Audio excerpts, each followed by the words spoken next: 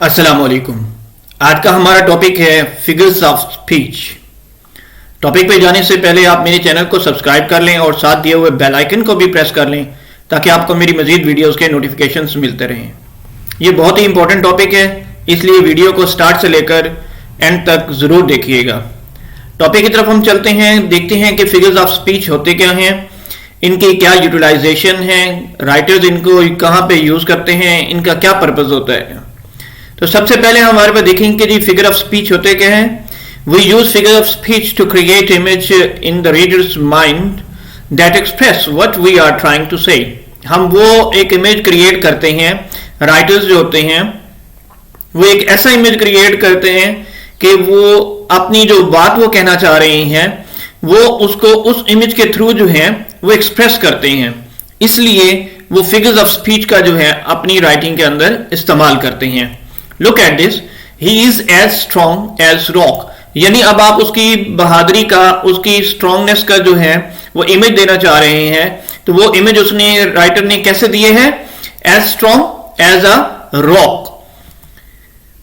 Whenever you describe something by comparing it with something else, you are using figurative language। जब हम एक चीज को कंपेयर कर रहे होते हैं किसी और चीज के साथ, तो इट मीन्स कि हम फिगर ऑफ स्पीच जो है वो यूज कर रहे हैं, या आप उसे कह सकते हैं कि that is the figurative language.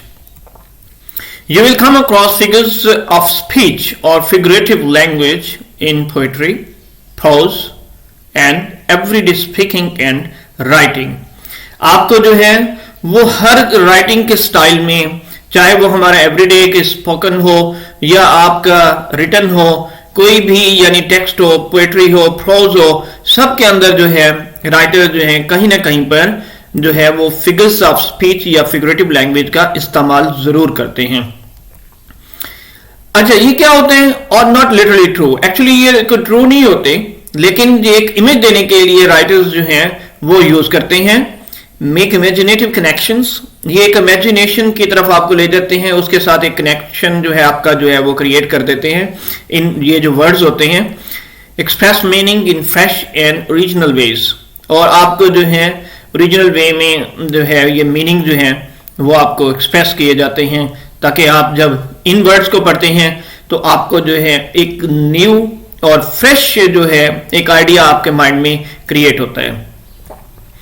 Often act as a kind of shorthand, यानी एक ऐसे समझ लें कि आप उसके ऊपर एक पूरा पैराग्राफ लिखने की बजाय, 2-3 सेंटेंसेस लिखने की बजाय चंद वर्ड्स का जो इस्तेमाल होता है वो आपको जो है इजीली वो तमाम का तमाम जो आइडिया में एक राइटर या एक पोइट आपको देना चाह रहा होता है वो आपके सामने में जो है वो क्लियर हो जाता है। एक्चुअली फिगर ऑफ स्पीच है क्या? That is the opposite of literal language.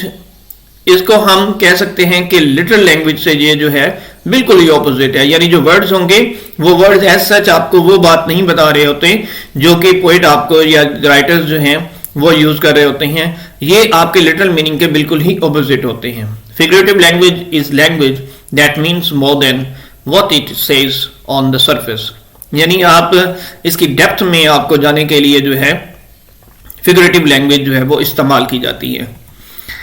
It usually gives us a feeling about its subject. Poets use figurative language almost as frequently as literal language. जैसे वो literal language use कर रहे होते हैं, ऐसे ही वो figurative language का भी इस्तेमाल कर रहे होते हैं। Literal means exact। अब आपके माइंड में आ रहा होगा कि लिटरल मीनिंग क्या होते हैं। लिटरल जो वर्ड्स होते हैं वो आपको एग्जैक्ट मीनिंग देते हैं, या आप इसे कह सकते हैं नॉट एग्जेजरेटेड।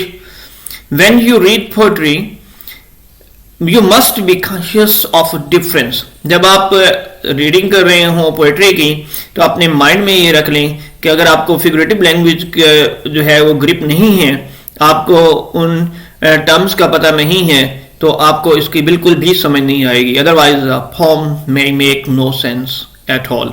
आपको बिल्कुल भी इसकी पोएम की जो है कुछ भी सेंस नहीं आएगी।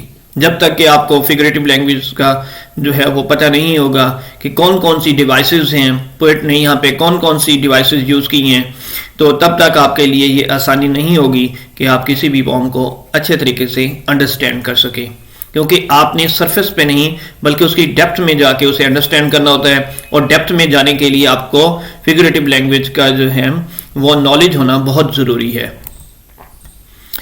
अब eaten so much I feel as if I could literally burst. In this case, इस सब देखें हमने एक सेंटेंस पढ़ा है, तो अब हमारे माइंड में क्या आ रहा है? In this case, the person is not using the word literally in its true meaning. इसका मतलब ये नहीं है कि वो ट्रू मीनिंग नहीं दे रहा, यानी आप देखें कि इट डजंट मीन कि लिटरली मीनिंग का आपको जो है वो ये लगेगा कि जैसे वो फट जाएगा, ऐसा नहीं है। By pretending that the statement is not exaggerating, the person stresses how much he has eaten. वो ये दिखा रहा है कि वो कितना खाना खा चुका है, यानी एक आपको जो है उसकी डेप्थ में जाना पड़ता है अंडरस्टैंड करने के लिए। यही ही फिगरेटिव लैंग्वेज है। इसकी टाइप्स हैं, देखें सबसे पहले हमारे पास कुछ टाइप्स मैंने यहाँ पे जो है वो डिस्क्राइब की हैं। Simile, metaphor, imagery, alliteration, personification, onomatopoeia, hyperbole, idioms. तो आज हम पहले देखते हैं कि हमारे पास फर्स्ट हम इसे डिस्कस करते हैं, that is the imagery. Imagery क्या होता है? That is the language that appeals to the senses. Imagery, image देखें आपका इमेज आएगा, तो इमेजरी क्या है? ये हमारे जो है अपील करती है किसको? हमारी सेंसेस को। डिस्क्रिप्शंस ऑफ पीपल और objects stated in terms of our senses. Senses कौन सी होती हैं? आपको पता है कि हमारे पास 5 सेंसेस हैं, sight, hearing, touch, taste and smell. Imagery refers to the mental picture.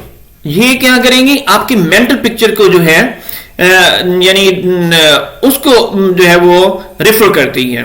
यानी आप कोई एक लाइन पढ़ते हैं तो आपके माइंड में एक आइडिया आ जाता है। जब आप कोई एक वर्स पढ़ते हैं तो आपका जो है आपको एक जो आइडिया आपके दिमाग में क्रिएट होता है, that is the imagery that readers experience when reading literature. जब आप लिटरेचर को रीड कर रहे होते हैं तो आप उसको ऐसे समझते हैं कि आपको राइटर या पोएट्स जो हैं वो आपको उस इमेज के ऐसा इमेज क्रिएट कर देते हैं कि आपको फील होता है कि जैसे आप उस चीज को देख रहे हैं, सुन रहे हैं, टच कर रहे हैं, उसका टेस्ट ले रहे हैं या उसको स्मेल कर रहे हैं। It appeals directly to one और मोर ऑफ द 5 सेंसेस। इसमें एक भी हो सकता है, 2 सेंसेस को भी वो जो है वो टच कर रहा होता है। The author's achieve imagery through the use of words. और वो इमेजरी जो है वो किस तरह अचीव करता है? अपने अल्फाज से। वो आपको जो पिक्चर क्रिएट कर देता है तो आप उससे जो है वो इंस्पायर हो रहे होते हैं, आप उससे जो है इंजॉय कर रहे होते हैं। तो that is the main purpose of figurative language, specially in imagery. अच्छा, अब विजुअल जो हमारे पास है, हमने बात की, तो विजुअल में हमारे पास क्या आएगा? जैसे आप यानी आपके माइंड में एक आइडिया आएगा, व्हाट यू सी। जब आप लाइंस पढ़ते हैं, अब लाइंस में देखें कुछ पिक्चर तो नहीं होती, लेकिन जो वर्ड्स होते हैं वो आपको पिक्चर भी जो है वो क्रिएट कर रहे होते हैं। Auditory, what you hear. Kinesthetic, what you feel, यानी आप क्या फील कर रहे हैं। जब आप वर्ड्स को पढ़ते हैं तो आपके अंदर कौन सी फीलिंग्स जो हैं वो जनरेट हो रही हैं। ऑल्फैक्टरी, व्हाट यू स्मेल, यानी आपको ऐसे फील होता है जैसे आप literally you are taking smell of that thing. इसी तरह गस्टरी, व्हाट यू टेस्ट। अब हम आते हैं कि देखते हैं कि विजुअल में कुछ मैंने एग्जांपल्स आपको दिए हैं। The golden rays of setting sun reflected upon the clear waters of the lake. अब देखें, जब आप इसे पढ़ते हैं तो आपके दिमाग में एक पिक्चर बन जाती है, golden rays of the setting sun. तब आप एक पिक्चर बना लेते हैं कि सूरज के गुरूब होते हुए उसकी गोल्डन रेज जो है वो रिफ्लेक्ट कर रही हैं क्लियर वाटर के ऊपर। तो कैसे होगा? Auditory, the trees rustled as wind whistled gently through the leaves. अब देखें, trees rustled as the wind whistled gently through the leaves. अब ये हमारे पास देखें, आप ऐसे लग रहा है जैसे आप सुन रहे हैं कि आपको आवाज आ रही हो, बाकायदा इन वर्ड्स से जो है अब इमेजरी एक इमेज क्रिएट कर रहा है ना राइटर, तो आप ऐसे लग रहा है कि जैसे आप सुन रहे हो कि हवा गुजर रही है, रसल कर रही है, फिर उनकी जेंटली जब लीव्स में से गुजरती है तो उसमें से जो है वो विस्लिंग की आवाज आ रही है. So this is the purpose of imagery. Kinesthetic. My toes went numb and a shiver ran through my body as I stepped into the cold river. अब देखें एक इमेज क्रिएट कर रहा है कि जैसे ही मैंने जो है पानी में, ठंडे पानी के अंदर अपने पाँव रखे तो मेरे टोज जो है वो नम हो गए. So that is the image. अब आप इसे खुद फील करते हैं. इसी तरह olfactory. The stench of rotting garbage overpowered my nostrils when I opened the bin. अब ये देखें, आप एक इमेज ले सकते हैं. तो ये वर्ड्स की ये सिलेक्शन है जो पोएट्स हैं, जो राइटर्स हैं, वो अपनी राइटिंग के अंदर जो है इनको यूज करते हैं ताकि एक इमेज क्रिएट किया जा सके. Gustatory. Her mouth watered and her tongue burned as she bit into the sour peppery mango chow. तो अब देखें ये एक इमेज क्रिएट कर रहे हैं कि जैसे आप वाकई ही जो है उससे जो है एक अल्फाज का इस्तेमाल ऐसे किया जाता है कि आपके अंदर जो है वो हमारी सेंसेस को जो है वो यूटिलाइज किया जाता है ताकि आपके सामने जो है वो एक क्लियर पिक्चर जो है वो दिखाई जा सके. अब हम देखते हैं कि हम एक सेंटेंस हम देखते हैं. इस सेंटेंस के बाद हमारे माइंड में क्या आता है. जैसे what image do you see in your mind when you read the following sentence? A field of bright yellow flowers lay beautifully in front of me. अब देखें इस सेंटेंस से आपके दिमाग में क्या आइडिया आता है. कैसे दूर आपके सामने एक जो है जो एक फील्ड है और वो फुल येलो कलर्स के फ्लावर्स से जो है वो भरा हुआ है, तो कैसा इमेज आएगा. Look at this. क्या आपके दिमाग में ऐसा कोई इमेज बनता है. Is this close to one you saw in your mind? ऐसा ही इमेज बनता है ना कि फील्ड जो है वो फ्लावर से, येलो फ्लावर से, गोल्डन फ्लावर से जो है वो फील्ड है. इसी तरह एक और हम जरा सा इमेज देखते हैं कि जी एक सेंटेंस को रीड करके. The big juicy burger with its melted cheese and that tomatoes made my mouth water and my stomach gumble. Look at this. कि आपने एक बर्गर को अपने माइंड में लिया कि जैसे ये देखें ये जो इमेज यूज किए जाते हैं इसका पर्पस ये होता है कि आपके सेंसेस को जो है वो उजागर किया जाए, उसको जो है वो अपील करते हैं.